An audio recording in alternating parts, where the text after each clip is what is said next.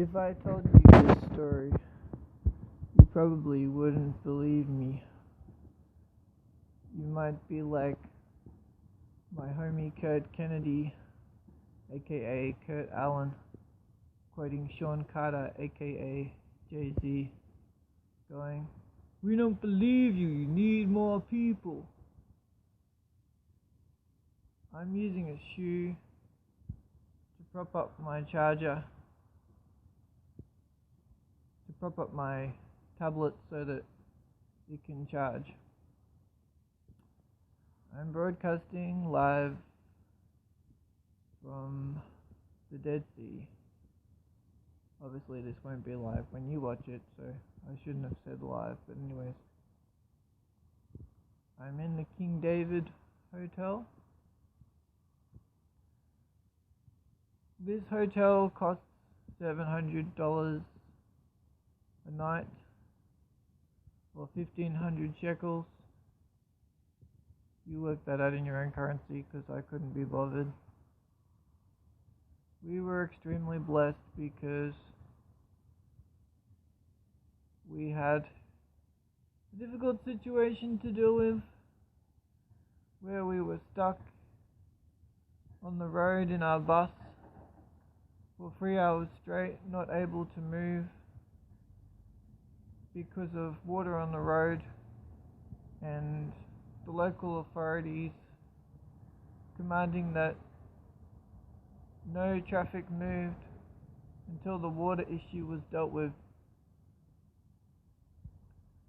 Last year, a family was traveling through this area near the Dead Sea and they were killed by flash flooding.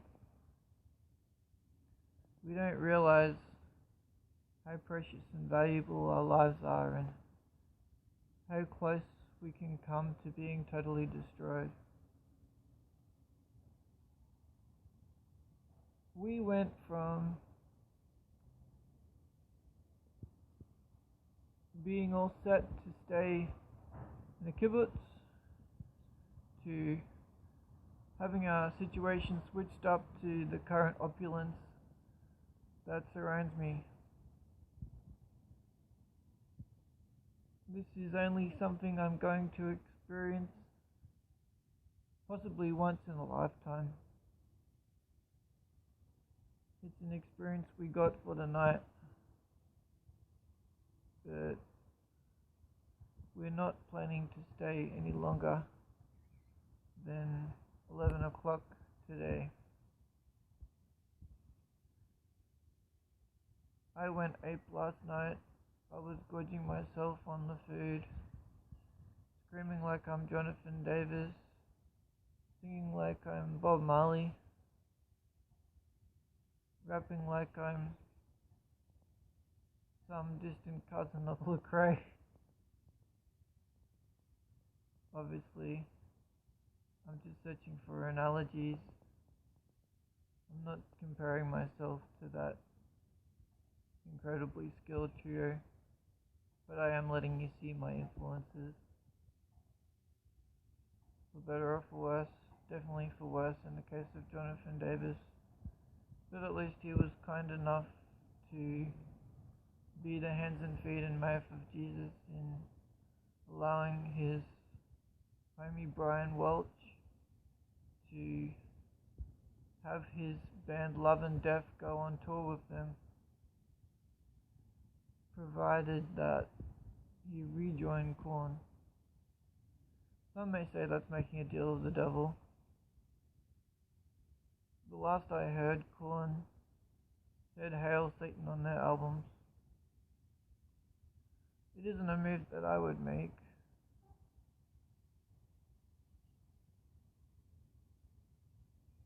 Making compromises can cause our souls to be destroyed. We have to be really careful what we allow to influence our lives.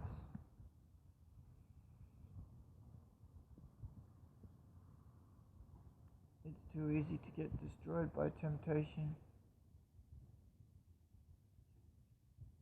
I could have gone bathing in the Dead Sea today, but I chose to stay back in the hotel I could go swimming in the pool here, but there's not enough space to do laps, so I may as well not bother.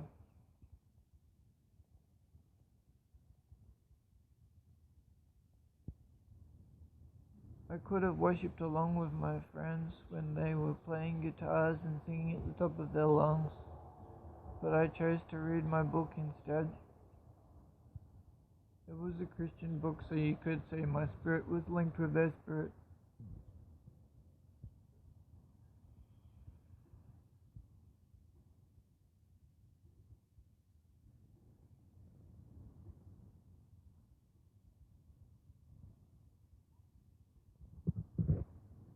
I don't know why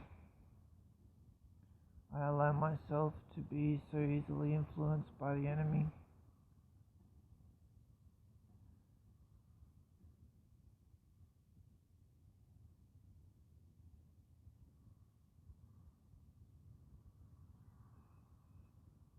Our tour guide yesterday was competing with the birds for our attention. He was joking about a male bird eyeing him off with suspicious eyes because he was giving attention to his female. The type of bird that we were looking at is a starling, and the male and female mate for life. That's the kind of relationship I want to have.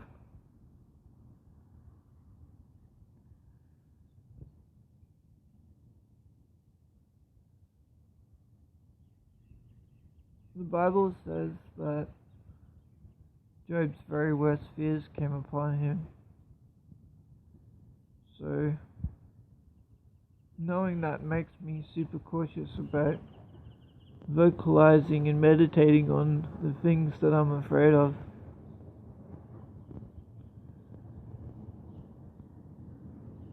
Relationships don't just happen by magic. It doesn't just happen by clicking your fingers. I think what I think is the perfect joke, and I don't share it with the woman that I find attractive. I get self-conscious about cutting into people's time and being an unwelcome presence in their lives. Maybe I'm telling the truth, maybe I'm lying to myself. Maybe because I'm not willing to take the risk, I'm gonna die alone. That used to be the worst thing imaginable to me, but now the worst thing imaginable is going into a Christless eternity.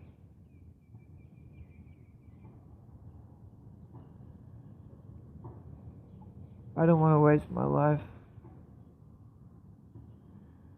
I want to use every breath, every heartbeat, every brainwave for the sake of God's kingdom. I feel guilty about eating too much. It's too easy to overindulge when you're in a fancy hotel. It's too easy to justify having too many meals at once, or gorging on one meal when you're skipping a meal for the sake of your health or for spiritual reasons.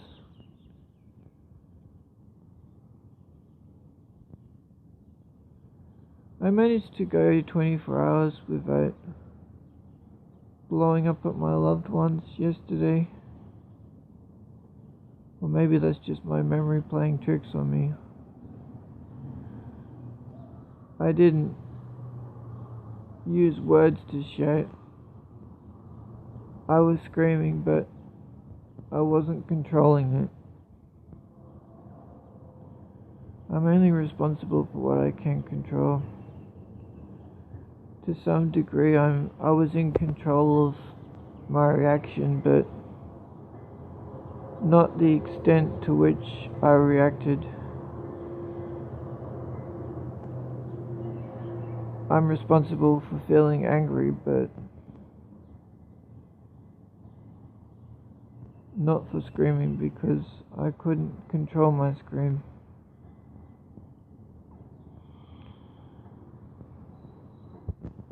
Even a feather-light touch can trigger me. Little noises can send me bananas.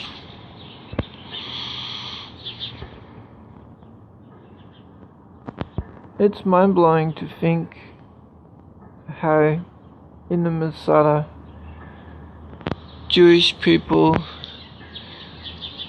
managed to prevent the Romans from taking over their city or taking over their country for ages.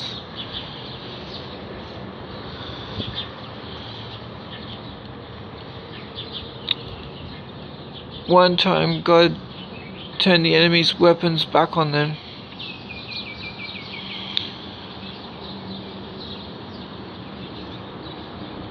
Another time, the fire the Jews aimed at the Romans ended up ricocheting back in their faces.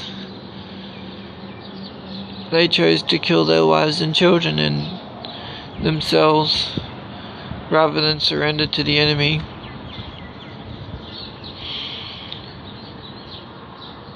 In a spiritual sense,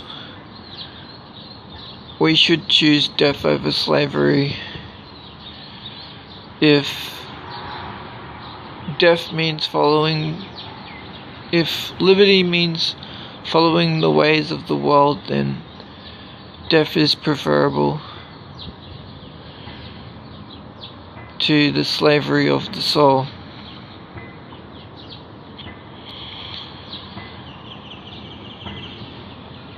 It's wrong to kill yourself. Some women and children escaped from the slaughter that happened at the Masada. Israelis were growing their own fruits and vegetables. They were kept alive through a water system. Many years after, King Herod built a hotel so he had somewhere to get away when he needed a vacation.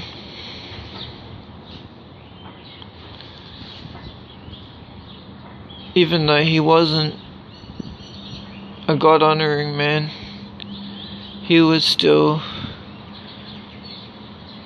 convinced to build a synagogue on the side of his hotel. Families were living in small gaps in the walls,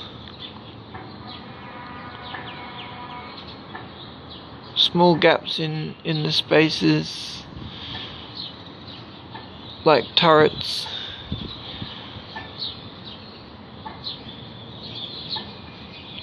That were on top of the walls.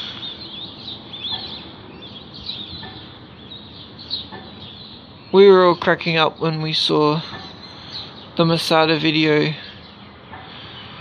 where the guy in the video turns his head around dramatically and with a expression rivaling Ben Stiller's asked the viewer whether they would choose death instead of slavery. In recent times, one Israeli Defense Forces soldier was traded for a multitude of terrorists. This guy later became married. Our tour guide is convinced that the IDF is becoming softer, or the Israeli people aren't as tough as they used to be. This isn't necessarily true. God's provided the Iron Dome to keep the Israelis safe. It shoots missiles in the direction of a missile that's considered to be one that will cause an untold amount of damage to the local populace.